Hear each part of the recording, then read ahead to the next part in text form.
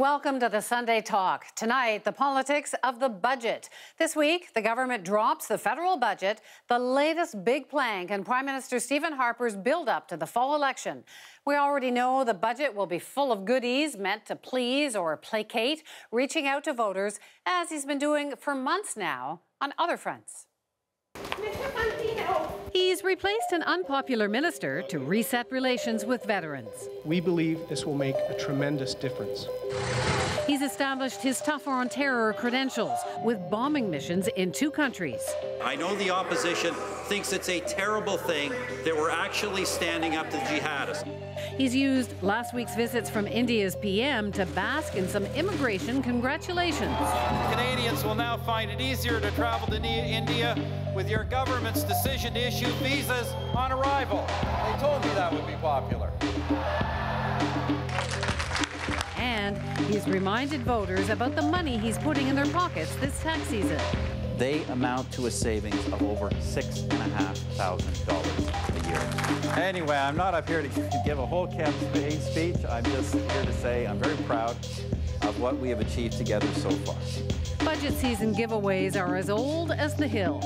About 50,000 civil servants will have higher salaries beginning tomorrow morning.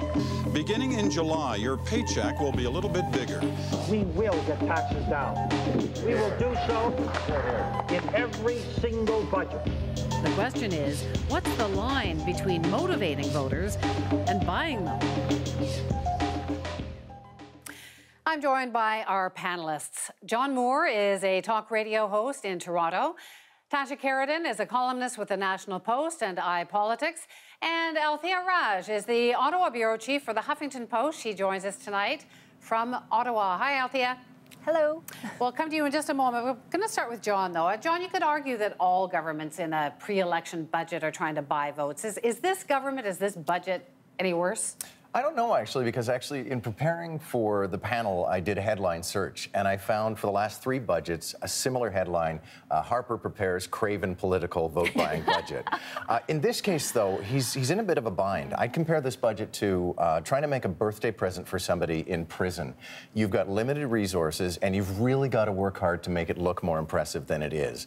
They don't have a lot of margin to maneuver in. They don't have a lot of money, but I do predict that there will not only be a balanced budget, but probably a surplus and projected surpluses, and they'll say, voila, we did it. Mm-hmm. What do you think? Is this craven vote buying here, Tasha? No more craven than usual. I think it's a tying up of loose ends budget, which goes a bit to what John was saying. The government's going to say, voila, we kept all our promises from 2011. We balanced the books. We brought in the family tax cut, which we said we would do when we balanced the books. They'll be increasing probably the TFSA limit. All the promises that they made will be kept in this budget. And so then they will go to the electorate and say, we've done what we said we would do. You know you can trust us to do that again, trust us and not the other guys. And that's going to be their mantra, I think, for the next election. So, Althea, obviously, budgets require choices. Who are the Conservatives going after? Whose votes are they seeking with this?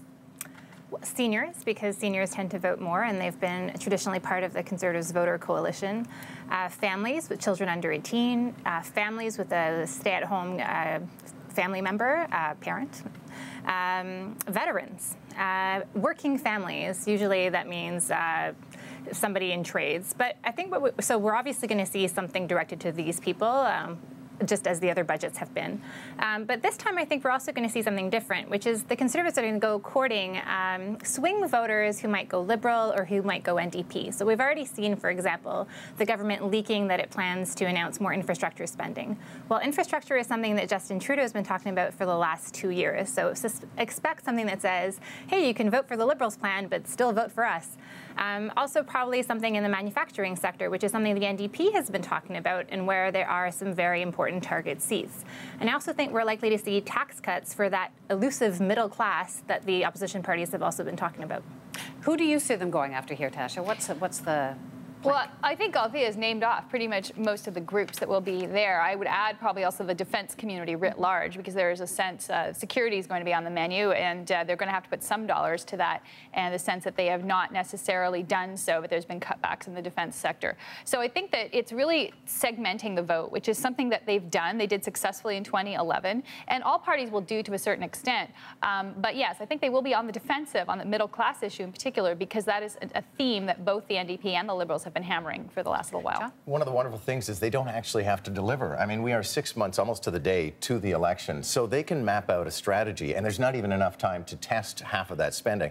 I also would predict, for example, on TFSA, and probably not... tax-free savings, yeah, they're going to increase that. Yeah, on TIFSA, probably they're going to say only if we get reelected.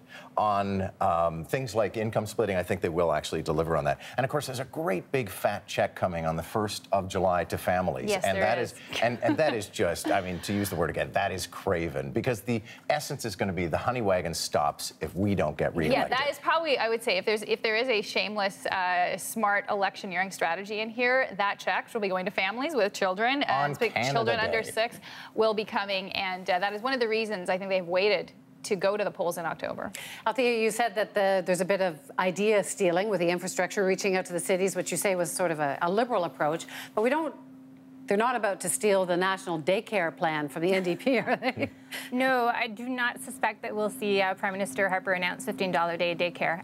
Not at all. But I think, it's going to be very interesting on Tuesday, because Tuesday is almost, it's certainly a test for the Liberal leader, who's been portrayed by the Conservatives as someone who is not a good fiscal manager. They've sort of misqualified a quote he gave when he said that, if you grow the economy, the budget will balance itself. And they've been running with that clip and that quote for a long time. And so Tuesday is really Justin Trudeau's time to come out and probably suggest something, at least something that he would do different, and show himself to be someone who understands the economy, that he could be trusted, and someone who's capable. So what are you expecting from Tasha? Will this flush out in some ways, Justin Trudeau? I mean, he's sort of been saying, I'm not going to let you see my platform until closer to the election. I know, it's a great reveal, and we're still waiting for it. I think that was the strategy the Liberals had, to sort of wait and see, and because he's a popular leader. But I think it has backfired, because I think the NDP that did bring out their policy plank, such as the $15 daycare in October, set that polarity in motion between, the vision of the Tories for the middle class and their vision for the middle class. And Justin Trudeau's been talking about the middle class, but what does he really want to do for them? He has to put something in the window. And I think the NDP is going to clearly say, they might agree with the government's priorities in the sense of helping the middle class, but they go about it differently. I think the Liberals will probably say that, but we need to know what it is they would do differently to make a decision. Yeah, I think that's more... Go ahead, Althea. I was going to say, the other thing we might hear on Tuesday is both Mr. Mulcair, the NDP leader, and Trudeau come out and question the government's math. The numbers that are being presented on Tuesday are what the opposition parties are essentially going to use to craft their own policy platforms for the fall election. And it's quite likely, I think, that we're going to hear them question whether or not the government is actually running a surplus. Is this only a one-time asset sale, like the GM stock, for example, and they're using the contingency fund? Like, are the numbers actually accurate?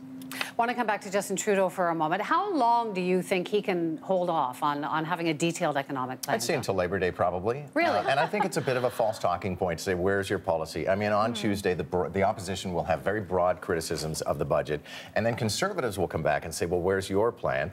And Justin and the Liberals can say, in due time. And I don't think Canadians are really waiting desperately on this Liberal plan. Like, I can't make up my mind.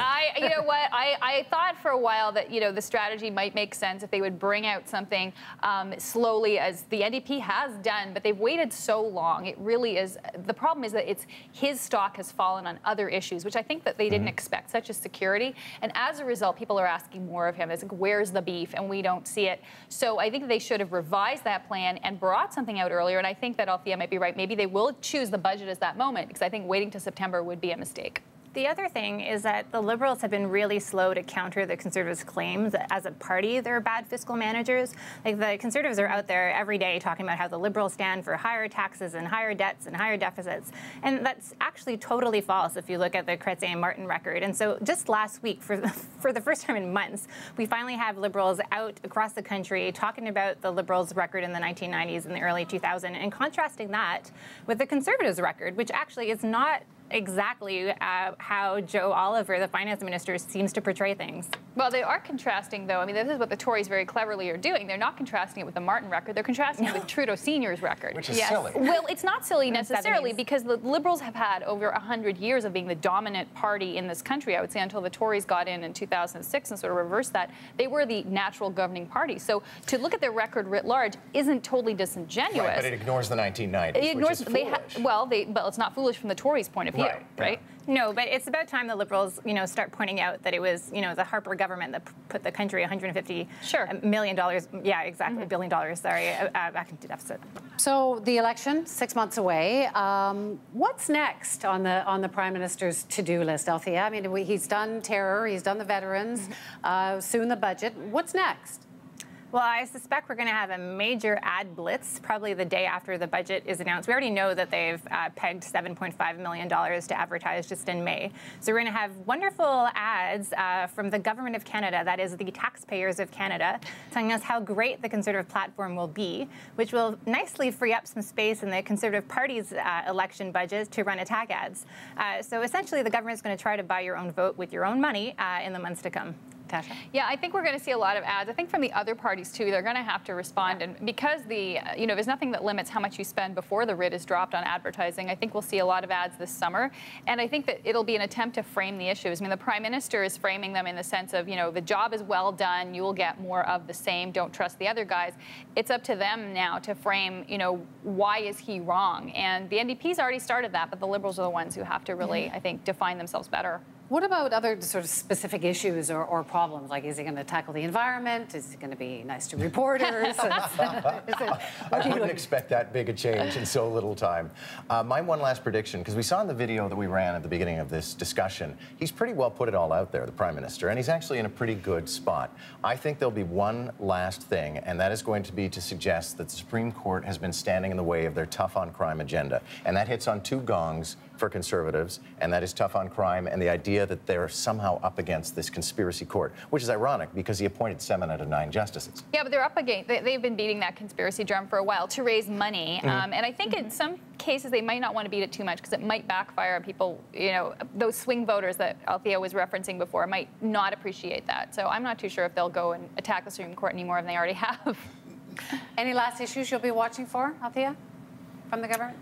No, I think that we're going to see some money for the RCMP in this budget because the commissioner has been very forthright about how he's had to reallocate resources to the terrorism file away from other things. Hint, yes. Yeah, we might actually see some spending that shows the Prime Minister to be a bit more caring, maybe some First Nations spending, maybe even some money for climate change in a way that is, conservative party-minded, I should say.